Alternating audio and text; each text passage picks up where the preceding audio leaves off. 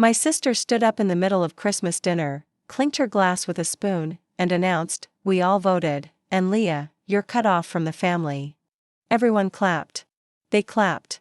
Like it was some kind of game show, and I was the loser getting eliminated. Before you hear what I did next, make sure to like, share, and subscribe for more unbelievable stories that twist harder than your favorite thriller. My fork froze halfway to my mouth. For a second, I thought I'd misheard her. But no, her smug smile, the nods from my cousins. Even Dad looking away like a coward, it was real. They had planned this. My entire family had sat together and decided that I, Leah, no longer belonged at this table. No explanation. No warning. Just exile. Aunt Marlene mumbled something about bad energy and "you've changed too much." But no one dared say the real reason. I wasn't useful to them anymore. Last year, I'd stopped lending money. Stopped babysitting their kids at 3 a.m. Stopped saying yes to everything just to keep their love, but what they didn't know, I was already 5 steps ahead, because while they were busy gossiping in their little WhatsApp groups about how weird I'd become, I was silently closing deals. Running a business they still believed had failed. The same one they once mocked at Thanksgiving, saying Etsy shops don't count as real work. And now? That Etsy shop had partnered with a celebrity. It had been featured on 3 national platforms. And the biggest twist? Every single one of them was unknowingly using my products, repackaged under a different brand. My candles sat in their homes. My skincare sat in their bathrooms. They were obsessed with my brand and didn't even know it, but I wasn't going to tell them. Not yet, not until dessert. When the real show would begin, because I had a little surprise gift, and it would leave their mouths open wider than their Christmas turkey. I waited until the dessert tray rolled in: pies, cheesecakes, cinnamon rolls, the kind of sweet distraction they thought would bury what they'd just done to me. My sister, Rachel, handed out slices like she hadn't just staged a public execution. "Leah doesn't need one," she smirked. "She won't be around next year anyway." I smiled. "Actually, Rachel, I brought dessert, too. Just a little something special." Then I pulled out the red gift box I'd hidden in my tote. Small, velvet, elegant, and placed it in the center of the table. Everyone paused. "What is that?" My cousin Eric asked, already reaching for it. "Careful," I said, "it's fragile and explosive." The room tensed. My mom, always the peacemaker, nervously laughed. "Leah, this isn't the time for games, it's not a game." I cut in, my voice calm but sharp. "It's a reminder of everything you pretended not to see." Rachel rolled her eyes. "Oh please? Is this another pity parade? We already made our decision." "You're toxic, Leah. You always play the victim." Toxic, the word hit like a slap. Funny, coming from the people who only called when they needed money or a ride or someone to pick up their kids when they were too hungover to function. "You're right," I said softly. "You did vote. But you voted without the full story." Then I opened the box. Inside, a single envelope, thick, heavy, and printed with a golden seal. I handed it to Dad. He hesitated. "What is this?"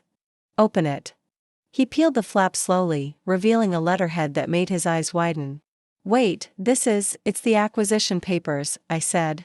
"The ones that confirm that I just bought out the lease on your precious lake house. You know, the one you accidentally left me out of when you rewrote the will." Gasps shot around the table. Rachel lunged for the paper. "You're lying." "I'm not." "Check the dates. The sale went through last week. I bought it under an LLC. You probably thought it was some out-of-town investor. Turns out, that useless candle girl you cut off just bought the place you've all been bragging about for years." My Uncle James leaned in. Why would you do that?" "Because I'm done being the family joke," I said, my voice steady now. "I built something real. You just never cared to ask. So now I'm taking back what's mine. One property, one truth, one moment at a time." Silence, the kind that hums with panic and pride. Then Rachel muttered, "This isn't over." I smiled wider. "You're right. It's just getting started." Because the lake house was only the beginning, and my next move would shake their entire family tree. The very next morning, the group chat exploded. "Did Leah really buy the lake house? Is this legal? Why didn't anyone know she had money? Check the deed, her name's on it." They were scrambling. And I knew it. Meanwhile, I was sipping coffee in the living room of that same lake house, barefoot, relaxed, fire crackling behind me, the same room where, just 2 summers ago, they told me I didn't belong in a family of winners. Winners, none of them had ever built anything on their own. They lived off each other's backs like leeches, constantly borrowing, constantly gossiping, and acting like I was beneath them because I didn't have a traditional 9 to 5. They never saw the 3 a.m. packaging orders, the 16-hour workdays, the marketing courses. I studied on an old laptop with a cracked screen. They only saw what I didn't have: a degree, a husband, a white picket life. So they labeled me lost. But now? They were the ones lost in confusion. Because what none of them knew was that I didn't just own the lake house, that I owned the land beneath their favorite restaurant. The one they held family birthdays at every year, and which now paid rent to my corporation. I had quietly built an empire through small, calculated moves they never noticed. It wasn't about revenge, it was about reclaiming my value, and finally letting them feel what it was like to be on the outside. Then came the text from my sister: "We need to talk. You can't just cut us out like this." I didn't respond. She followed up: "We were just trying to help. We didn't mean to hurt you." But I wasn't falling for the fake concern. Not after everything they said behind my back. How I was emotionally unstable, jealous, and a waste of potential. All while secretly begging me for free products and advice on how to start a business like mine. So I sent one line back: "Let's talk in person, at the shareholders meeting." "Rachel, what meeting?" I sent her the invitation, formal, branded, with her name in the guest section, because what they also didn't know? I had just bought a controlling stake in our uncle's struggling tech company, the one they all relied on for jobs, bonuses, and family clout. They were working for me now, and next week, when I walked into that boardroom, I wouldn't be the black sheep anymore. I'd be the wolf they didn't see coming. The day of the shareholders meeting felt like a family reunion, only this time, I was at the head of the table. Rachel walked in first, wearing a stiff blazer and a fake smile. She froze the moment she saw the placard on the table: Leah Bennett, majority stakeholder and interim chairwoman. Her eyes darted to the others: Uncle Tom, Aunt Valerie, Cousin Eric, all seated in silence. Nobody said a word. They couldn't. Because the documents had already gone out. The numbers were verified. The vote had passed. I didn't need their permission anymore. Rachel hissed through clenched teeth: "You're not serious." I leaned back, completely calm. "Dead serious. You said I wasn't part of the family, right? Now I'm the only one keeping this family business alive." She scoffed. "This is a tech firm. You sell candles.